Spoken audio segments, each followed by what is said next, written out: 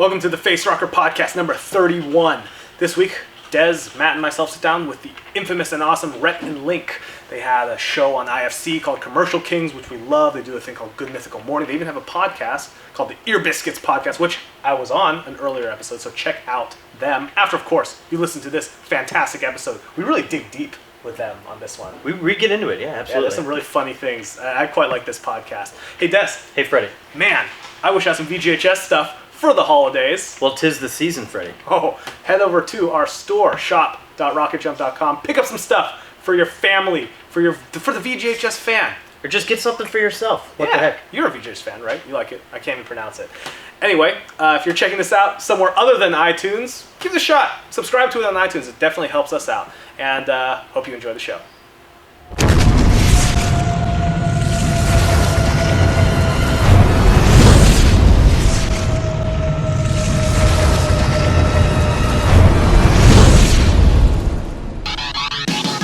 So I don't have a car right now. You guys may know about this.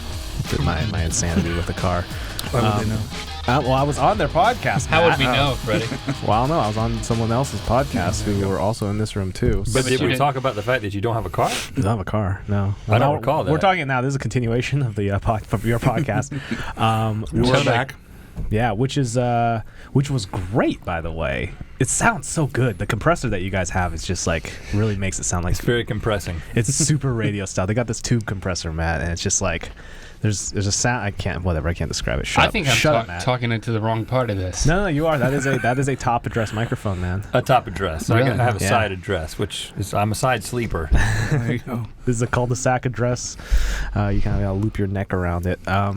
Yeah, so first of all, thanks guys for stopping in. And the funny thing about getting food, because usually we'll do pizza for anybody. Yeah. Was we got an email from Benji, the guy who sets this stuff up, and he's just like, "Hey, so they got your cell phone number, so they'll ring you up.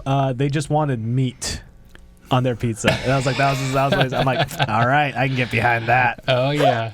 Meat lovers. Yeah, and then also like we're lovers of the meat. There's nothing wrong with that. And also like, what is it with? Sorry, I feel like there's so many times when it's just like they just get cheese pizza, and it's like nobody ever like. There's always cheese left over. Well, it's like, and also it's just like nobody ever really just wants cheese. Oh, I mean like. Well, kids want just cheese. Well, what about the just straight pepperoni? I don't even want that. No, I'll do that, but that one's always a cop out, right? I feel like the cheese is definitely a cop out. In a room full of adults. If you are over 10, let's go 12. If you are a teenager and above, and your favorite pizza is cheese pizza, I don't like you. Yeah, that's the worst way. I'm not going to be your friend. You will not be popular in high school if you throw a party and you're like, "Hey guys, like order a bunch of cheese pizzas." Quattro formaggio, guys. Hope you guys like cheese. Now, I am a big sausage pizza fan. Yeah. Okay. And I'm not afraid to admit Where it. you pause there has a lot changes a lot of that sentence. Sausage pizza. But it kind of creeps me out a little bit when there's those big hunks of sausage that have the seeds in them. I'm like, what's this seed in my Fennel sausage? seeds, man. You know what I'm talking about? It looks like excrement, like a cow pie. That's what gives a it cow's been eating seeds. That's what gives it the taste, man. Yeah, that's not the tang, as it's referred to. Well, it's not industry. appetizing. Well, you know that they wrap that. It's like it is basically coming from a butt. It is wrapped in intestines. Yeah. Oh yeah, my grandma was telling me yesterday about, 2 days ago, Yes, that's awesome. about killing pigs, and about how she had to clean the intestine in order to make the casing for sausage. Mm-hmm. Yeah, modern technology is wonderful. You talking to your Yeah. grandma on the phone? I was there. What, And you it- killed a pig? It just came up. We were talking about killing pigs. How does this get, my grandma conversations are like, oh, what are you doing? Do you have a girlfriend yet? And then yours is like massacring. When I was your age, had to clean the excrement out of the small intestines of a pig. But that's a big part of Southern culture. Is not only do they use it for sausage casing, but Sausage. chitlins. Chitlins, yeah. Just eat them straight up. Yeah, Straight up What are bungholes, chitlins? man. I don't know what that is. Chitlins is the intestines of an animal. Is it like fried up or? Yeah. Where are you usually. from, Matt? I'm from Rhode Island, but mostly California. He's So he's East Coast and West Coast. He's a Pasadena boy. Yeah, they don't have chitlins in No, Pasadena. they definitely don't. We have They have crickets and white bread and margarine. Oftentimes margarine is the preferred. not chillins. No, not chillin'. See, I'm Asian. I'm from Seattle, and there's so much stuff that I knew the Asian name for. And like, oh yeah, it's this. I'd be eating it, and then like way down the line, it'd be like, yeah, like pork bung, and like pork intent, like butthole, like pork bung, and they're like, yeah, that's this in Chinese. I was like, what? Like I've been unwittingly eating that for years. And I didn't even know. Do you remember what it is in Chinese? Oh no, I don't. Do you know what they actually make out of that though? Oh, I heard about this. Yeah. Calamari. Yeah. What? I heard about this. Yeah. Artificial calamari is bunghole of a pig. I guess it's a weird thing to be grossed out about, though, right? It's like, no, it's I the agree. butt, but like, as opposed to, I'm totally cool just ripping the chest open and just grabbing a hunk Or of the meat. ham, Right. which is the butt. Which is the butt, which yeah. is the other part of the butt. Well, it's the that's butt cheek. tastier. To me, there's a difference between the butt cheek and the butt hole. I mean, That's true. if I'm going alone on this one, I'm fine to be alone. But No, that's true. It's one of those things where I often like. So, what's the weirdest thing you've like? The weirdest thing you guys have eaten Haven't eaten any bunghole. I'm not big that on you know of? I ate some dried squid from Hawaii yesterday. Nice pronunciation. That's good. I mean, what's the big deal there? Squid. But it doesn't sound bad until you smell it. And then you're like, this may be one of the worst things I've ever... On the back it said, great for parties. Make sure that you've got enough. Did you have enough? We threw it away. I couldn't finish it. But it's like, What's it smell like? It smells like that dead fish smell when you go to like the bad part of the beach. Oh yeah. It's like, oh, don't swim here. That one section of the beach, you're like, no, keep walking. But there's Hawaiians who are like, this smells good. I don't only want to swim here, I want to eat here. Make sure we have enough. I if we're gonna get it. love I'm calling Hawaiians. all my friends. I don't know. Hawaiians, they love Spam. We had a friend of the island food. So so we'll get to the weird stuff in a second. But I was my family has. I can't wait for that weird stuff discussion that we're I gonna have can't soon. wait, Matt. It's gonna be good. Hawaii, like the food there. Okay, sorry for anybody from Hawaii, but the food there sucks. Like straight up, the food in Hawaii. I've never been to Hawaii. Just straight up sucks. My family, we have like Really? Our relatives, we all share like a timeshare on Kauai, the Garden Island, the one that South Park made fun of when Butters goes back to home. It's like by the way, they get like exactly what that island looks like, but there's no food there because it's just like it's an island and there's this one place. Well, they can ship it there. They do, but they do it poorly, and there's no one there who can cook it. Like it's really bad. Like I couldn't even believe it. Like they have this like Hawaiian noodle dish called saimin, which is like it's a blend of sort of the Asian cultures and stuff. So it's like a ramen bowl basically. And they're like, oh, yeah, this one place in Kauai, man, it's the best in all the islands, man. This saimin shop, man, it's like it's family run, and it's like so like. You're immediately predisposed to like it. It's like, oh, it's been family run for however many years. All the locals go here. You're like, this has got to be great. Yeah, they figured it out now. Yeah, it's horrible. It was the blandest, like just mushiest, porridgey. I was just like, this sucks. Everything about this. I looked around and I was like, yeah, it's great. It's great, right? I was like, I just love the idea of you just hyping this up and just this guy's just been to Hawaii like once, just coming into this like institution, just sitting down, taking a bite, and just like, nope. Right? What a mom buzzkill. and my mom, by the way, is like the hardest core food critic like ever. Like, well, she's the hardest core critic in general of anything and everything. But, And she didn't like it. She was like, I'm not finishing this crap. It's like I can cook this better myself. They're riding a lot on just the beauty of the place. That's true. They're They- just Well, and that thinking- does go a long way, and you can pack your own lunch. It's true. And I think a big part of it too is they got like guava, and it's like guava is kind of like an okay tropical fruit. Guava is always like a better idea before you try it. That's been my I experience. thought you were talking about guano. No. That'd make more sense. Bat sort of- feces. Yeah, which is to take it back to the bunghole of I've a had, bat. So when I was in China, I've had dog. And that one's always the one where it's like, what? Well, let me ask you this. Is it true that you can buy the dog based on the color? Yeah, it is You true. order the dog based on the color of the dog, and then they prepare it? I'm unaware of that side of it, but it could be. In Indonesia, that is definitely true. I have a relative that was over there for a while, and you would go to the market, and they would have the black dogs and the white dogs and the brown dogs and the striped dogs in different pens, because apparently it is believed that they taste different. So, but I think that the more important question here is, A, how did it taste? Yeah. And B, how did you feel about it? So I didn't know about it until afterwards. So for me, we'll start with the first one. How did it taste? It was basically really chewy chicken, was what it kind of reminded me of. I don't know what part of the canine I had consumed, but the second. Did it look like calamari? No, it didn't. Because that I could guess.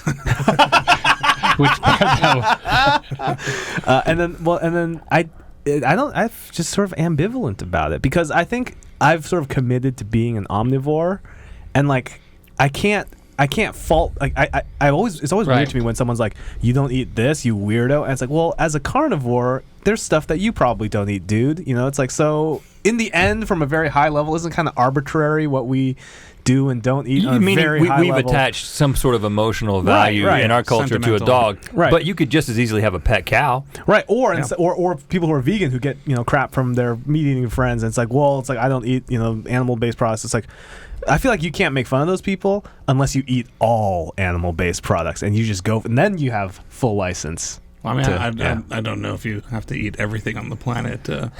But isn't that our? But isn't that our purpose here? Whoa, have you eaten crickets? Yes, that is actually street food in China. Well, it's street food here.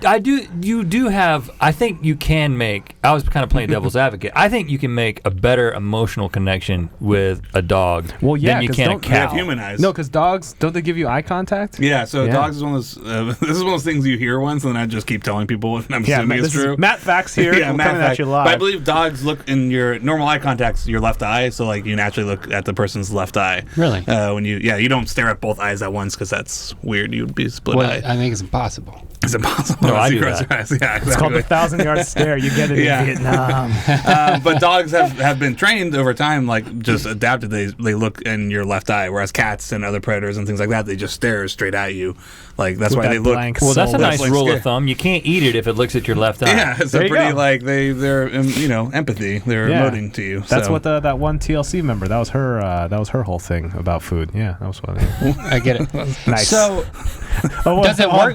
Does it work the opposite way too? When like if a dog is going to attack you, you make sure to make eye contact with the left eye. I have no idea. I think this dog is going to eat me. I'm Look gonna at his left eye. I'm gonna lock into a romantic gaze. I'm trying to spark whatever empathy it has from years of selective breeding. In high school, there was a period of time when I was like reading weird handbooks, and there was like one that was like a survival handbook that was like what to do when the dog my attacks handbook you. phase. That was my handbook phase. Right. Yeah, there's a lot of prepared for general lot stuff. of PDFs. Yeah. I went through that. I went through a brochure phase, but we can come back to that. I'm serious. The Sears catalog. Wait, no, seriously? You serious? I want to hear about this. Okay. Finish your thought. Well, I'll tell you about how to kill a dog if it ever's attacking you right after you tell me about your brochures. Well, No, we got to hear this. Yeah. We got to hear how do you kill a dog. Okay, yeah. You need a combination of a soft and ideally a soft and a hard thing for it to bite into. So the example they give is like a stick, like a thick stick with like a sweatshirt wrapped around it. So it's something to sink its teeth into and like lock onto. So you're simulating like a thigh or something of a human. Like yeah, exactly. So if they say in worst case scenario, take off your shirt or whatever it is and wrap it around your arm, because that's the best you're going to be able to do. And you need to lead it so that it will go for your arm, or try to make it so that it will go for your arm first. And instead of your neck. Yeah, and obviously some dogs are trained better than that, but ideally so it latches onto your arms. At which case then, if you could also slather mayonnaise on your arm. they have a separate KY tutorial there that was a little bit different, the pictures. Let's just say the pictures were a little bit. Yeah. Anyway, I didn't say KY. I said mayonnaise. Mayonnaise, yes. By the way, the fact that there isn't a personal lubricant called mayonnaise is like that's a missed opportunity. It's just weird that I said mayonnaise and you immediately thought about personal lubricant. Yeah, that's true. So you hold your arm out. What are you saying? What? Hold your arm out. It's a sandwich topping. Yeah, sandwich topping, among other things. And it'll probably knock you over at this point. So you're supposed to grab. Okay, I'm going to try and illustrate as best I can with the power of language. So imagine the dog is bitten onto your left forearm. You're supposed to take your other arm and insert it so that it's in between the teeth, and then in a sort of opening motion, pull one set of jaws back and the other one down because you're trying to break its jaw. Like King Kong style. Yeah. Like rip its jaw in half. Yeah, and so in that case, and then it's because you're ideally trying to get above it and then break the jaw, and then you continue running away from. Has anyone ever successfully done this? I mean, so. Is there like a guy who's like, I tried that thing, I saw it in a handbook. Well, it's just like it totally worked. That feels like a thing that if you're bad, like if you are a black belt, like you could pull off, but like shouldn't they just tell you just to like punch it in the head, like something that anybody can do? Like a shark. No, because some elaborate like poke it complex. in the nose. No, because afterwards, because you gotta neutralize the threat, because Tommy Lee Jones is coming after you, and you need to get away from the dogs that are chasing you because you're some sort of fugitive, clearly, right? Okay. And then the thing is, again, it's a handbook, right? So like half of the anarchist cookbook doesn't work, right? Yeah. So Well, I don't know. I'm The handbook phase. The trying to handbook get phase half. never actually gets you to the try it out phase, which is kind of the more fun phase. But it seems like you could, I mean, with the proper use of mayonnaise, you could have lured the dog to bite your arm. That's all I'm saying. If you were really committed, you could have gone all the way. You can also create a mayonnaise trail to another place. That's true. Yeah, To another dog like mayonnaise. Like If you don't lead it to you, like, it'd be the best one thing of to your do. enemies of that it's was, tough to prepare for that, though. Yeah, it's true. You know? It takes a lot of foresight. You need a squirt bottle. They have that too. You can Well, you can that's buy mayonnaise in a squirt. That's the only way it works. And can we talk for a second about like ketchup bottles and the evolution of the ketchup bottle from like really crappy to completely awesome now? Have you seen how many ketchup bottle technology improvements there have been? And because in of the recent memory? astronauts. Well, There's so from much. glass to squeeze. I Well, mean, the squeeze is a big deal. The little special like the flaring out the top so that you can store it in a pre-upside down situation Yeah, already. that's good. Yeah. Huge. That's a big deal. I don't remember that in some early 4th of Julys. And then there's that special like membrane that will valve membrane thing that like traps in and makes sure that you got consistent squirt coming out of it. Like I feel like there's just been millions of dollars Let's talk about dumped. jam. How about jam? Do you even need knives anymore? Wait, what? Got that special squirt bottle jam with like yeah. That's a like sliver. yeah, that's like it's like astronauts style, stuff. right? Yeah, we It's so gross. jumped away from the brochure though. Oh Yeah. yeah. brochure phase. Well, this is sad. I'm really going to bring it down for No, this that's one. okay. I just want to We prepare were you. talking about bottles a moment ago, so I think we're okay. This was like circa 3rd grade for me. Okay. I remember my family would take some road trips, and I remember we went to Florida, and we would stop to get gas or stop at a rest stop kind of thing, and there would always be the brochure shelves full of all the brochures, things you can do. Here's a petting zoo on the way to Walt Disney World. Oh, here's Walt Disney World. Here's this other place where you can And they're watch all free. Alligator Yeah. wrestling Alligator. alligators. And Skydiving, kayak trips. Yeah. I would take one of everything. Oh my goodness. And we would not ever go to any of them. I would come back home and I was an only child. Oh, wow. I would spend hours just stacking up my brochures of awesome vacation spots and then ranking them. So like Walt Disney World was on top, crocodile wrestling number 2, and then if you go all the way to the back, it's like Historical gardens that grandma wants to go visit. Did you know that there was something beyond the brochure, or do you think it was just the brochure? I mean, that was it. Like, they got these cool things that just pictures, or did you know there was something beyond it? Like, you could go to these places. Did you ever put that together? Yes, Brett, I did. And one day I will go to those places. One day I will be successful enough. Because he has a lot of stuff from like, I mean, do you have just like a bunch of every once in a while I go over to his house and he's got like a shirt on with a number, and I'm like, that was our soccer jersey in 5th grade, and you're wearing it today. I'm not kidding. Literally. Oh my goodness. I'm very sentimental. So do you have the brochures? Because this was like a collector's. That's a pretty big thing there. I'm also very frugal, so I remember in like 6th or 7th grade, we had a yard sale, and I wrapped a rubber band around those things, and I sold the pack of brochures for like what $5. way? For like $5. I was like, I'm in the market. I was like, What year did it grow? I was like, they're already organized. It's like smelling them. Like the best ones are on top. Oh, well, now, listen, I'm going to mix them up and reorganize them because... Let's have the fun. It could be a sport. I would be great at it. brochuring. Wow. I'm a professional brochurist. I don't think I've ever heard that as an activity before. I feel like it's one of those things when, as a parent, you walk in and you find that stack. I wish it was porn. What is going my on? kid is. He's not normal. He's weird. Yeah. Did you do amazing. sports and stuff growing up, or? That was. I was. in order to get on base playing baseball, I would get beamed on purpose. And I was so excited when I got hit with that ball. I could not get on base unless I got hit with the ball. You're the only batter to have more on bases and 0 hits. Right? It's He stands in front of the plate. Yeah, I'd be right up against that plate, and then when it would hit me, I would celebrate. Oh, I almost broke this. I'm gonna break your equipment. No, it's going back to old school. I would celebrate, man, when I got hit with that ball. Did you ever play t-ball? Did you guys ever play t-ball? Yeah, we were on the same t-ball team. What would you do in that scenario? I don't remember too many hits from you. To be honest with you. Well, actually, if you hit the tee hard enough, the ball will go forward. No, you know what it was? When we were playing in those early days, the way it worked is his name. Remember Rick Lord? Oh yeah, Amanda Lord's dad. He was the pitcher for the big team. mustache. Farm league, and he would pitch the ball, and you got like 3 pitches, and then if you didn't hit the pitches, they put it on the tee. And then if you couldn't hit the tee, I mean, it was pretty humiliating. Say, here's a brochure. Occupy yourself in the dugout. I wish that there was adult t-ball leagues because I feel like I could kill it in t-ball now. And that's like everybody, but like it's not like we're all worse at t-ball suddenly. Like everybody would be using the tee, right? Yeah, I know. Yeah. Okay. Yeah, you would have to use it, but there would be that guy who would still go so all out. Yeah, he'd be that so he would intense not about be, it. Yeah, he would be so intense about it, he would not hit that ball. I remember those kids, right? Those little bulldog kids, and just like they would just go and they would just like just ham fist that thing and just like and they would like just wobble it and they'd be like, oh man. I remember soccer was a big thing for me growing up. I was big into soccer too.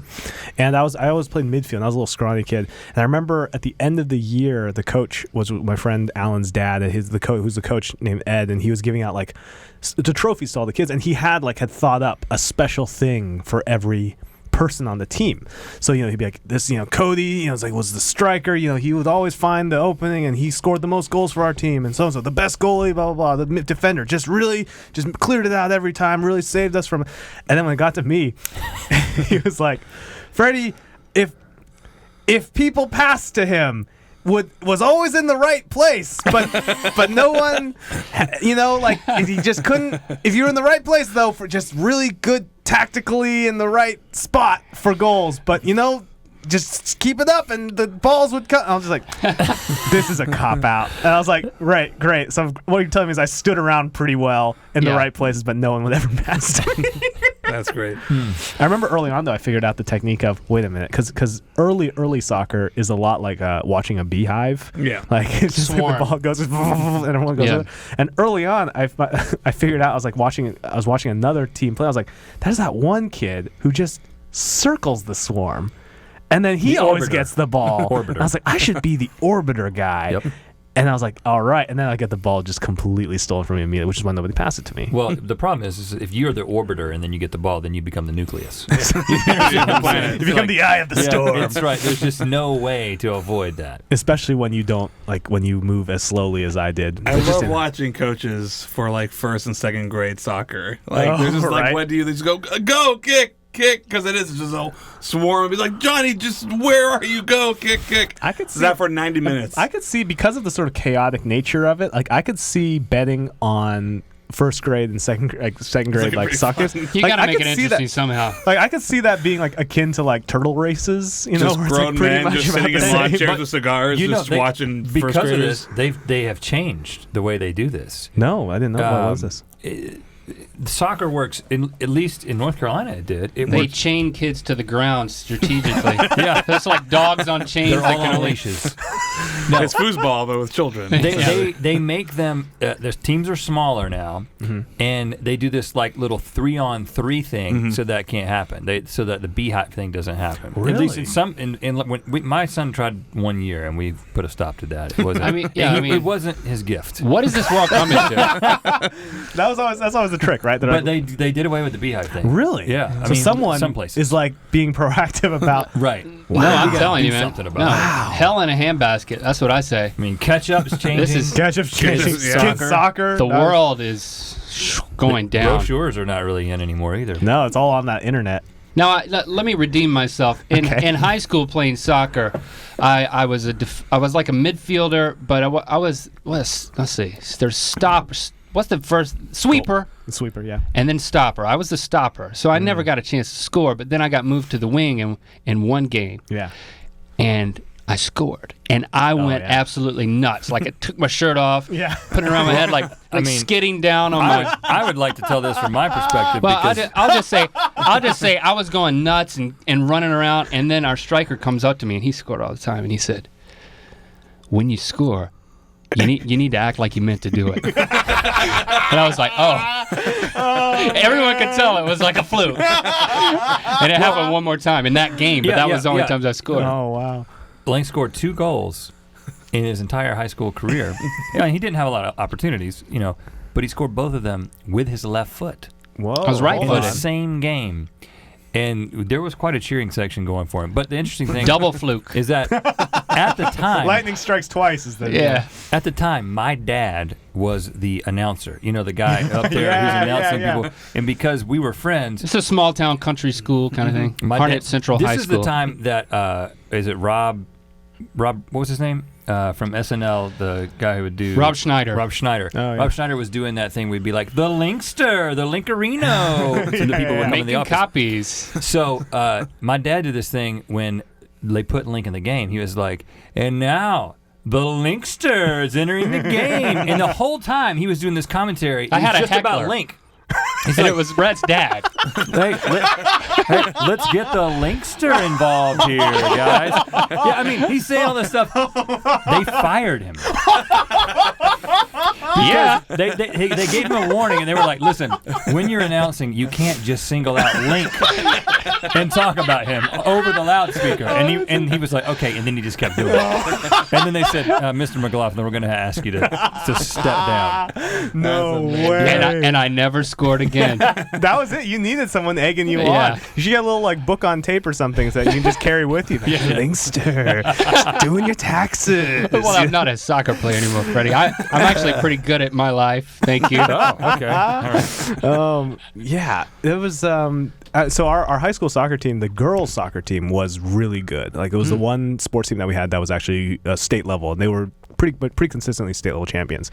So our school had a pep band, and it was unlike your traditional basketball or whatever pep bands, i.e. it was not a brass section at all. It was one of our friends who had a killer drum kit, and a couple other friends with guitars and stuff were like, we need a pep band. And like, well, we can play Freebird a lot. And so we were like the most obnoxious pep band in the entire Seattle area, because when the other crowd would play some, like little march or something, we'd sit there and we'd be like, all right, guys, Top Gun, 3, 2, and we'd have amplified instruments, so they just couldn't compete with us at all. And we'd blow them out.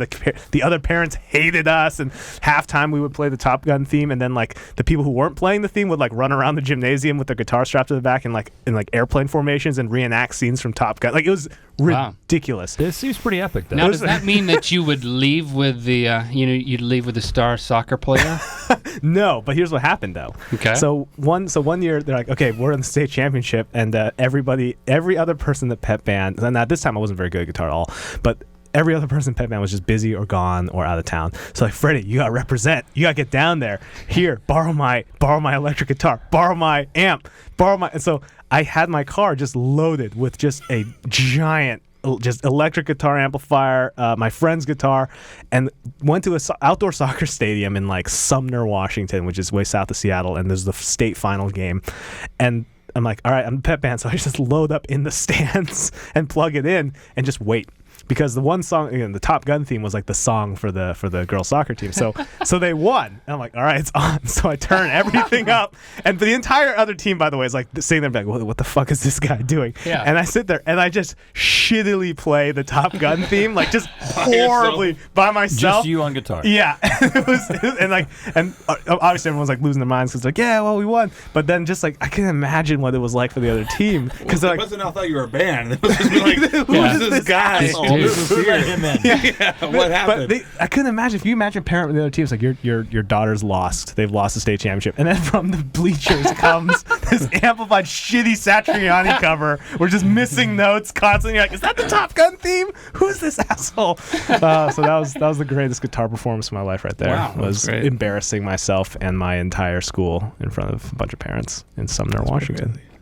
Hey guys, how's it going? Jimmy Wong, aka Ted from VGHS here, telling you to check out shop.rocketjump.com. We've got brand new merchandise like iPhone cases and iPad decals to shirts, Blu-rays, and posters, including brand new Season 2 designs from our friends at Danger Brain. There's also the incredibly popular VGHS hoodie, and some of our older shirts are on sale for a great price. So make sure you check it out right after this podcast at shop.rocketjump.com. Thanks so much, guys. Well, now I feel better about the brochure thing. I have an embarrassing musical exploit story from high school. Well, first of all, we had a band. We did have a band in high school. It took the emergency room operator to get the guitar out of his anus. I just gave away the punchline. And so it actually doesn't have to do with the band in that situation. What was the name of the band? Wax Paper Dogs. Okay, that's a respectable band name. That's something that I could. That's something with I would. Z, Dogs with a Z. Oh no, hold on. First, it was something I would see on Spotify, but now, the Z not gonna happen. But it was Boys to Men. That's the only one. What was that called? Was it called Project Graduation? Was that where they had the all-night karaoke? Yeah. Because they kept the kids locked up so that we wouldn't go out and debauch ourselves. Shoot up cat tranquilizers or something. Right. I don't know. Was this after graduation? The night of graduation? Yep. That night, So that's the night when you're supposed to. So the night of graduation, so everyone wouldn't go and die in fiery car wrecks. They put us all in the cafeteria and locked us in the cafeteria all night. What country is this? And this is North Carolina. The country of North Carolina. And then they put they had a karaoke machine, and so I at the time, and I still am very into Merle Haggard, old school country. Okay. And I go up there, and they've got what song was it that it wasn't. I think I'll just stay here and drink, because that really. It would have been too ironic. I think it was Ramblin' Fever. Okay. No one knows any of these songs. You could say anything at this point. So I get up there, and when you get up there, the karaoke, and you start hearing it, you're like, I don't know if I'm going to sing in the right octave. Oh, yeah.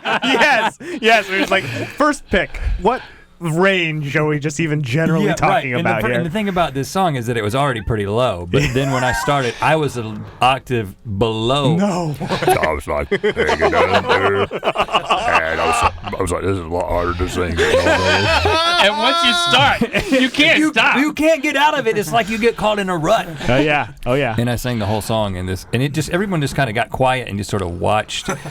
I got It's like watching a eulogy. Yeah. That's a pretty crazy, because that there was probably somebody in that room who had snuck drugs in. And they must have been like, whoa, oh my goodness. Everything is so slow right now. Like, you ruined that. How is he doing that? Jimmy, actually, unfortunately he's not here, but Jimmy, believe it or not, we were on a boat and he did karaoke, and he was like, oh, do this country song, Keith Urban or something like that. Like, and then he has the most incredible and unbelievable Southern twang country song singer voice.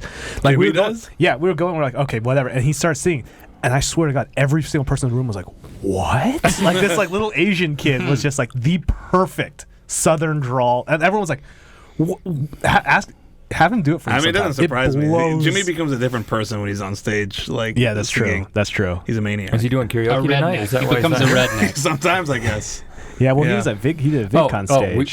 We were there. Oh, you were there, right? You know what I mean? I've known Jimmy before. I mean, obviously before, I was blown away. He is having a very good time right now. Yeah, he's partying harder than anyone else here.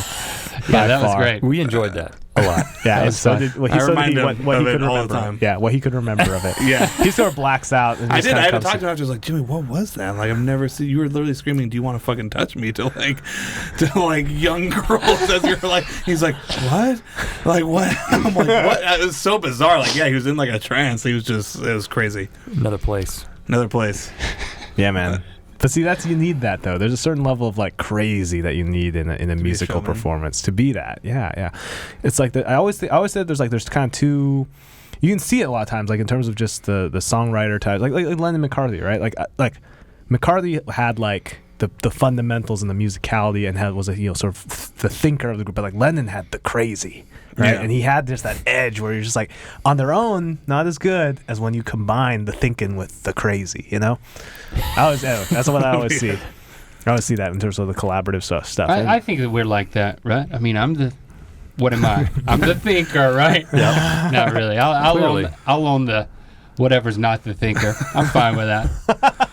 I mean, you guys have known each other since what? Like, literally, first grade? First grade. Yeah. First grade? First day of first grade. That's insane. And when we were in a band together, we started as 2 lead singers. Remember that? Yep. There was a coffee shop where there can't be one. We got to team up on this thing.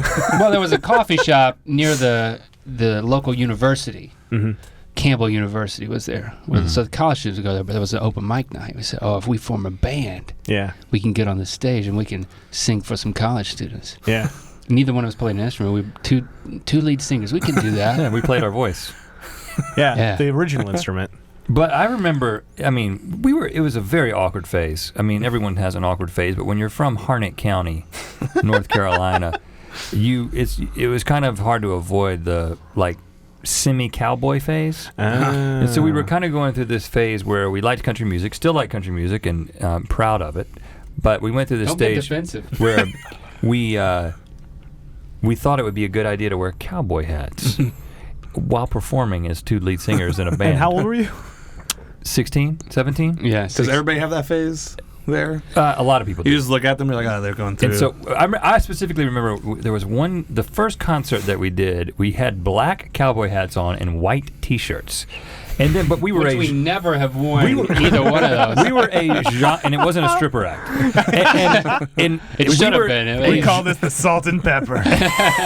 And we were a genre-less band because we were singing like, I can see clearly now the rain is gone. Remember that? Like, because we didn't know any songs. So it was like I can see clearly now, and so we're up there. It was I don't know why. Why would we have sung that? And then by the end of the evolution of this band, which is like freshman year of college, we were doing like our best ripoff of the Red Hot Chili Peppers, and we had bleached blonde hair. So we went from like a 2 lead singer country band to I eventually became the rhythm guitarist and kind of the backup vocalist. Link became the guitarless lead singer. Yeah.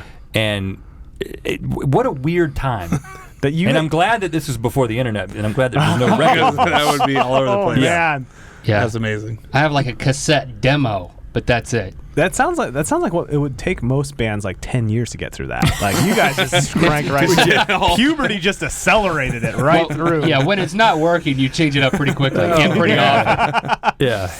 Yeah, we I played music in high school with a friend of mine who he was a little bit musical taste-wise like weird for high school. Like it's like he had the musical taste of like a 40-year-old guy. He's like, yeah, Simon & Garfunkel. I'm like, all right, cool.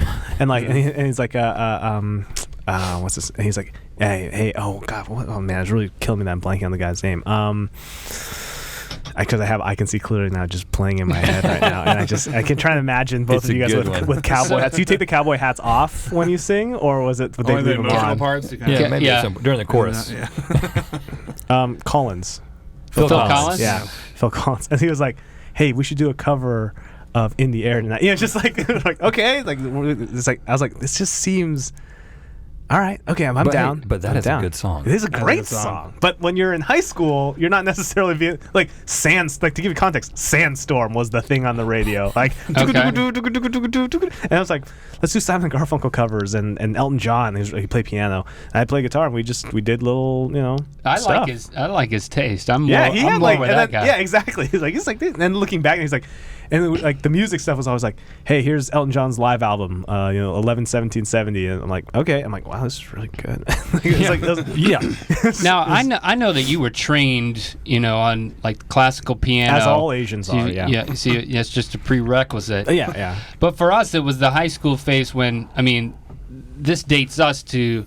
We're talking Nirvana, The Smells Like Teen Spirit. I remember when that video came out, and it just changed everything because all of a sudden it was something that was super cool, but it was something that I could understand musically what was happening, and I was tricked into thinking I could do it. Oh, You know, it was that point in like the grunge phase, Yeah, and I would have yeah. never listened to Phil Collins. yeah, or, right. Who was it that you said? Elton John. No, the Simon and Garfunkel, or No, Sandstorm.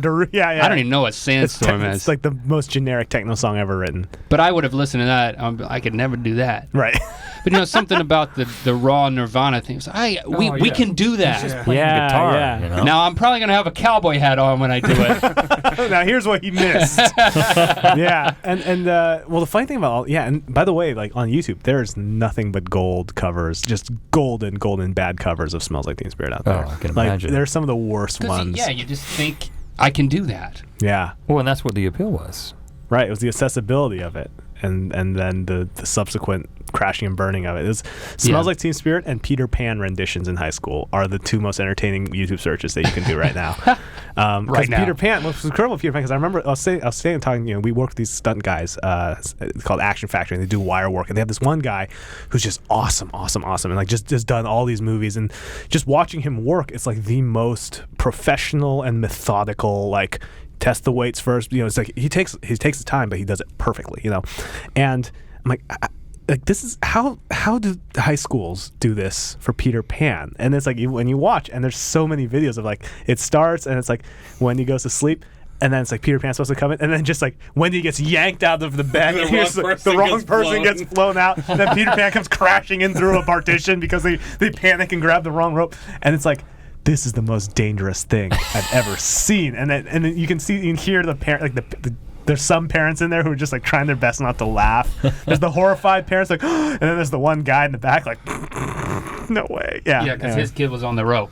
Yeah, exactly. He's like, that's my boy. But that is something that we avoided. No theater. No theater, huh? No theater, man. It just seemed, it just seemed off limits. It just seemed like. Really? Why do you think that? I don't know. They were just a different breed in high school. But obviously they are a different breed. To be fair. But we should have. I mean, in retrospect, we were thinking about physics and engineering. We should have been doing something that was a little bit more applicable to what we're doing today. But it was like, never crossed your mind. That's so crazy to me because like.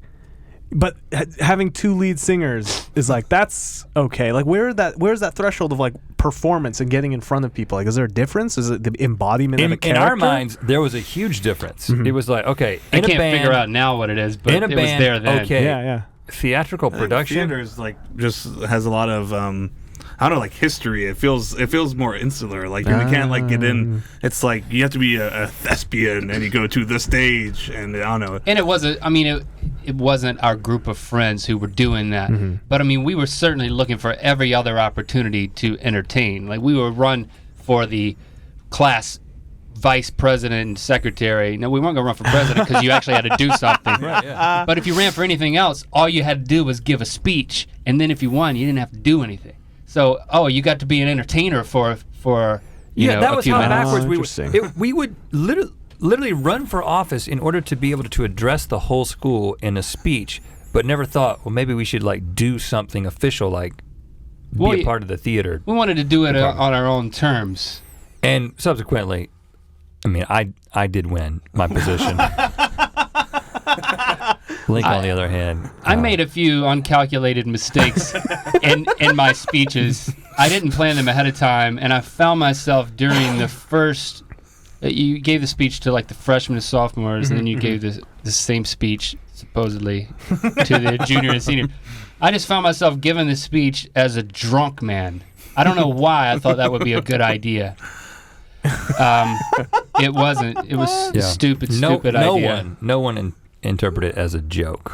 that was a primary mistake, including the faculty. Inebriated, I guess. And so that didn't go over well.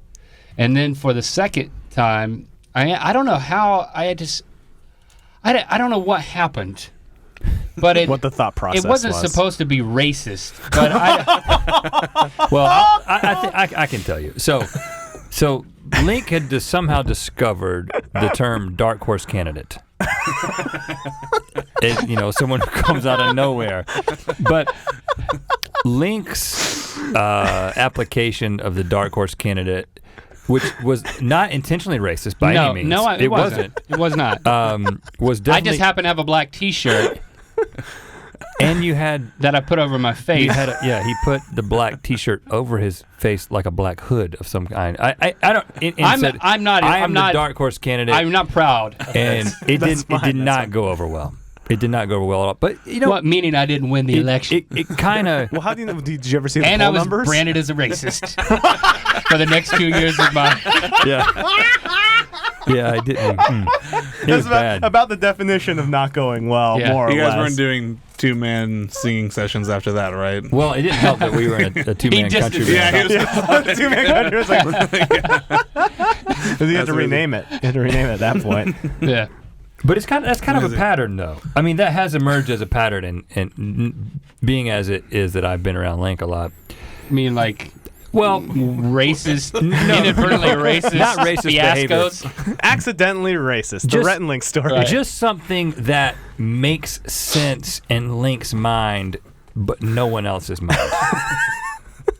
You know, I mean, sometimes we catch it. Sometimes we package it like lightning in a bottle, and sometimes that's the crazy right there, man. Sometimes it doesn't work out so well. That's amazing. Usually it doesn't work when he doesn't run it by me first. Right, you need to get yourself as a gatekeeper. If he runs it by me first, I'm like, okay, dude, great idea. The dark horse candidate, great idea. But let's make sure it's not racist. And then he would have won. He could have won. Could have had that. Could have had that. Yep. How did you move into film stuff then after all this? Well, how did that happen? Going back to high school, really. Going back to high school, my dad bought a VHS-C camera. That's, for those of you listening at home, that's a VHS tape that fits into another VHS tape. It's like the inception of VHS tapes, yeah.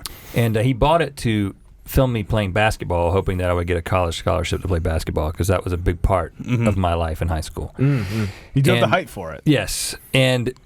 But obviously I didn't end up doing that. What we did is we took the camera and we immediately started writing a screenplay. Thinking and writing and filming all at the same time. Right. It was like, let's write a little bit and film a little bit. Yeah. Very. It's called Gutless Wonders. Well, it prominently featured my dog Tucker, and we just had a sense that he could die any day, so we needed to get all his... Immortalize him. Yeah, absolutely. He did die during the production of the film.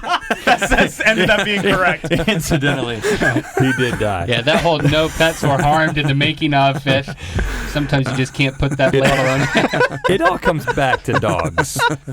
But we did that, and then we never finished it. We never finished the script, never finished it. But that led to, we can also do these school projects. Anytime there was a school project where you could make a video, we talked about this with when you were on our podcast. Yeah, it's automatic A. Yeah, and so we would just take every opportunity to do that. Continued to do that in college, just very informally. And then, fast forward to when all of a sudden there's YouTube, and now there's an actual audience to give this to other than our family and friends. All of a sudden people are like, oh yeah, do more of that. And so then it just kind of built itself. From there. Because you guys did engineering and stuff originally, yeah? Yeah, we... I have an industrial engineering degree. And I have a civil engineering degree. You ever messed around with a 3D printer? No, I don't even know what that is. Dude, I'm like, I don't want to have anything to do with anything that could seem like engineering. I know what one is. 3D printer. I know.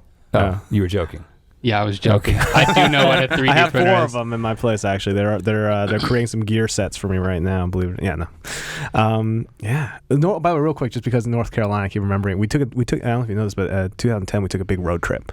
In an RV, and North Carolina was the one thing that stood out about that state was there's this one company that has bought every single billboard going down beaches, right? For the what was what was it? It was was that North Carolina? Are you talking about south of the border? No, that's North Carolina. Yeah, you're talking about south of the border. You're talking about going from North Carolina to South Carolina on I-95. Yeah. And like every couple of miles, there's another billboard for this one place. Yeah, exactly. Yeah. South of the border. And it's like, Pedro says, and some of them are like, get your fireworks. And he would say GIIIT. They would spell it in that. Yeah. And it has like... I'm not being racist again. That's what the billboard says. And some of them have like animatronic things that intense. happen on the side, and then you get to south of the border. Get your Z's at south of the border, and it would have like sheep going in a circle. Yeah, going in a circle. Now, have you ever actually stopped at south of the border? Oh yeah, taking my pictures there. Went on a honeymoon. Grabbed there. a couple brochures. Let me just put it to you this I got way. the brochure, but I haven't stopped. Where's that ranked? At the bottom. Well, I'll put it to you this way. They spent more money on the billboards. They put a lot of attention into the billboards. But marketing is everything. The That's place itself, I mean, they'll get you to stop. Because that's Did why you you're stop? like, well, we got to stop. I don't you know if it was remember? the same place, This but must it be a was different ours was kind of a similar marketing tactic though, which was fireworks and peach nectar and stuff. It was a peach place. And at a certain point, Might we be were in just like, Atlanta. Oh, I know what you're talking about JR's. Yes, J- yes, JR's Peaches. Yeah, well, they Or have a lot. they're all like ranch. kinds of Yeah, stuff. they have a whole bunch of cigars. yeah. Well, Cigars. It was one of those things where I was like, as soon as it was like, and fireworks, we're like, fine, we're doing Yeah. it. As the fireworks that tipped us over. But we met, remember that guy we met there who was the most consummate salesman I've He knew what was ever up. met. They had like fruit juices, and there's like 7 flavors. Picked like 5 of them. Like, hey, what's your? And we had them up on the camera. Like, what's your favorite flavor? He's like takes a quick glance. Like, well, it's actually these are my 2 favorite flavors. We're like, oh, those are the 2 we didn't get, and we got them. They're like, wait. Like, they were like, he fucking saw which ones we didn't have, and was like, those 2 are my favorite flavors. And like that was like the whole time. Like we came out of there, we just wanted we were just gonna get juice. We ended up with like ice cream and like chutney and shit that we weren't going to use on the RV. He's like, oh, you gotta have this. Yeah, There's all kinds of stuff. He upsold us on so much stuff. fruit-related chutneys and jams and additionals. Did you get fireworks though? No, we I don't think actually didn't get Because fireworks. you can only buy fireworks like the real good ones in South Carolina, not in North Carolina. Yeah. So The laws are different. Growing up, we would have to go south of the border to get our fireworks. But one of the first successful music videos we did, not the first, but I mean in like the first 10, we did a song called the Firework Song, and we said we're going to film in a fireworks store. It's not like out here where you got to call ahead, you got to get permits, you got to be paying people off. We just showed up at the first one once we crossed the South We're Carolina making border. a music video. All right. We both got cowboy hats. And white t-shirts. He's got a stack of brochures. And might be a little racist. I don't know. Yeah, so they said, sure, come in and make your video. And, it's fun for everybody. But then we also made this behind-the-scenes video where the woman who worked there, we got her to give us a tour of all of the different fireworks that they sold at the place. And then we posted both videos online, and it was like, this is like a behind-the-scenes video. We'll just kind of put it up there. Yeah. And then, like, years later, it's got just as many views as the music video because we tracked a lot. You can, tracking where the views come from. So many people from overseas are just, like, foaming at the mouth about the South Carolina fireworks. What? And either that or this really plump country woman just ringing talking, some bells. you gotta. Well, I don't think big woman fetish. Big woman talking about fireworks fetish. They don't have those big time fireworks in Europe. No, it's a completely lots of foreign things are concept. illegal over there. Yeah. That's why it's a better country over here. Speaking of like views from other countries, have you guys ever just like on a whim looked to see if you've gotten any North Korean hits? I haven't thought of that. Yeah, let's do that right now. Do that. If you have a phone or something, pull it up in your analytics. But they're not even tied in. Except that you might have. So we were like on a whim. We're just like, oh wow, you can really drill down by country. Whoa, you can really drill down by country. Really? North Korea. We had 2 hits from North Korea. Both of them from Kim Jong-il. Yeah. As far as we know, yes. So both of them were. It was the guy who saw it, and then the guy who showed Kim Jong-il. Exactly. Like, The video tester. So is the first title was the one that we did called Splinter Cell. So it's like this game, obviously, but it's also a weird thing for a North Korean to be looking at. Yeah. And then we asked our friend Henry, the guy who does Minute Physics, we're like, hey, just check if you got any North Korean hits. And he's like, I have one. It's on my video called What is Fire? So some North Korean is sitting there being like, what is fire? That's incredibly depressing. It's so they depressing. keep a tight grip over there. They don't. Clearly. one view. It's single digits. And Wow. But that one view could change a country. That Yeah, it could be. all it takes is a single idea. I mean, if one person in North Korea discovered fire, think about what could happen. Yeah, I mean, it's revolutionary. Oh, and the other one for us was one. So one was a Splinter Cell, and the other one was a video we did with Smosh called "Huge Guns." Wow. Huge guns, Splinter Cell. What is fire? What is fire? It's a pattern here. I've seen something, but I do highly recommend it. We'll take a look right after this. It's incredible. Yeah, I've never drilled down that far. Anyway, I think we're actually. I think we're at the end of our Are we conversation. wrapping more or it less, up? right? Yeah, I guess so. I think so. Alex, how far along are we? Alex is like, please be done. It's over. Yeah, no. Yeah, no. This is the quarter Halfway point done, on the. guys. Yeah, no. Halfway. Yeah, no, exactly. No. Thanks. Well, first of all, before we sign off, do you guys have anything that you want to promote? What you're doing? Like throw some people towards some stuff. I'd like to promote me independently. Just specifically. Link's could do out a of solo context. project called the Dark Horse. The Dark Horse non-racist project. Just hoping it catches on. No, our second channel, we do Good Mythical Morning, 10 minutes of amazing talking. Yeah. Every day, I will every say weekday. your guys. I will say this because I listened to the podcast episode, which by the way you're correct. At some point in the podcast, by the way, they call me out. They're like, "I'm sure Freddie's listening to this right now." I was like, "Damn it, damn it, they knew." But you guys are hilarious. Really, just good back and forth and good banter on that. For Ear Biscuits. Thanks, man. Yeah, you so guys we must put check that this- out every Friday. Yeah. And then every once in a while, we put a video on our main channel, Rhett and Link. Yeah. We'd like to do more, but Good Mythical Morning podcast, guests on podcasts. Yeah, guest starring is a Full-time huge, job. big time. Yeah. You did great on the podcast. Thank you. I appreciate that. Yeah, Still, I feel like we learned a lot. I feel like we gained an understanding of you, and now I understand your neurosis. I I did talk to my brother. He didn't know I was doing a podcast. Yeah. I was like, oh yeah, we've done a few episodes, and then I saw him the next day. He's like, my favorite one was that Freddie Wong guy.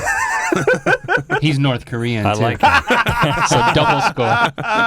Well, it's good to know that we're hitting that vital North Korean demographic. So Yeah. it's going to be an expanding market pretty soon here, Yeah. guys. Anyway, thanks, guys, Thank you, so guys. much Thanks for having us. for coming on. And you guys can check out their channel, Rhett and Link, Good Mythical Morning, Ear Biscuits. It's on my list of podcasts to listen to now. So good work, guys. Thanks, man. All right, thanks very much, and we will see you guys later.